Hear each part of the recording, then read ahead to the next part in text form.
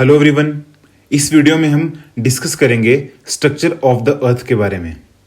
हमारे अर्थ की रेडियस है अप्रॉक्सीमेटली 6370 किलोमीटर्स और अर्थ के सेंटर तक पहुंच पाना नियरली इम्पॉसिबल है।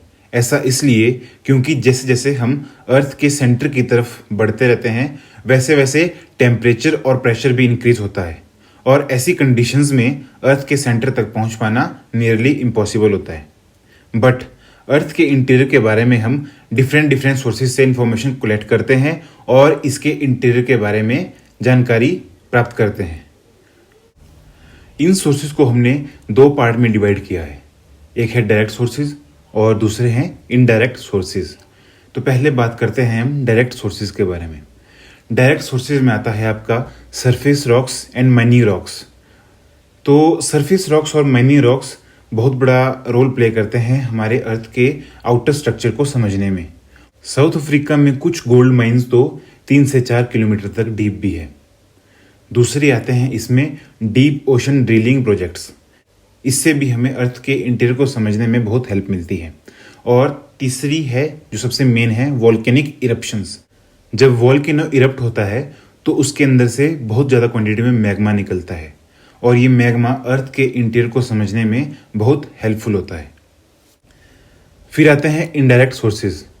इनडायरेक्ट सोर्सेज में हम सबसे पहले बात करते हैं मीटियोर्स की। वैसे तो मीटियोर्स अर्थली बॉडीज नहीं है और ये अर्थ पे लैंड करते हैं अर्थ की ग्रेविटेशन फोर्स के कारण।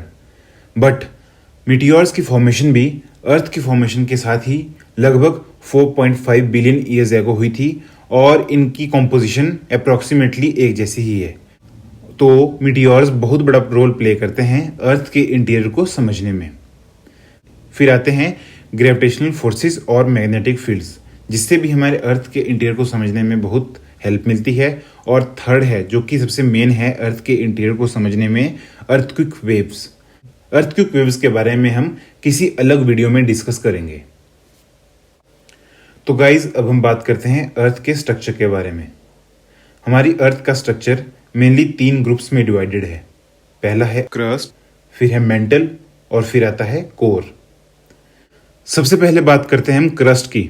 क्रस्ट हमारी अर्थ की आउटरमोस्ट लेयर है और ओशनिक क्रस्ट की गहराई लगभग 5 किलोमीटर्स है और कॉन्टिनेंटल क्रस्ट की गहराई लगभग 30 किलोमीटर्स। और अगर हम बात करें हमारे हिमालयन रीजन की तो ये गहराई लगभग 70 किलोमीटर्स तक चली जाती है।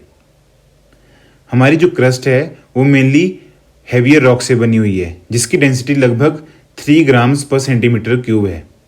लेकिन अगर हम बात करें ओशनिक क्रस्ट की तो इसकी डेंसिटी लगभग 2.7 ग्राम पर सेंटीमीटर क्यूब तक चली जाती है। हमारे कॉन्टिनेंट्स में ग्रेनाइटिक रॉक्स पाए जाते हैं जिसमें की मेन मटेरियल कॉम्पोजिशन है सिलिका एंड एल्यूमिनियम और ये दोनों का कॉम्बिनेशन सेल के नाम से जाना जाता है। और हमारे ओशन फ्लोज में बेसाल्टिक रॉक्स पाए जाते हैं जिसकी कॉम्पोजिशन मेनली सिलिका, आयरन और मैग्नीशियम से हुई है, इसलिए इसे सीमा भी कहते हैं। अब हम अर्थ की सेंट्रल लेयर मेंटल के बारे में बात करते हैं। इसकी डेप्थ लगभग 2900 किलोमीटर तक की है। मेंटल के अपर मोस्ट पोर्शन को एस्थेनोस्फीयर के नाम से जाना जाता है।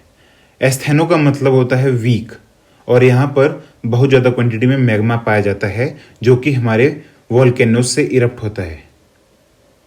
इसकी गहराई लगभग 400 किलोमीटर तक की होती है।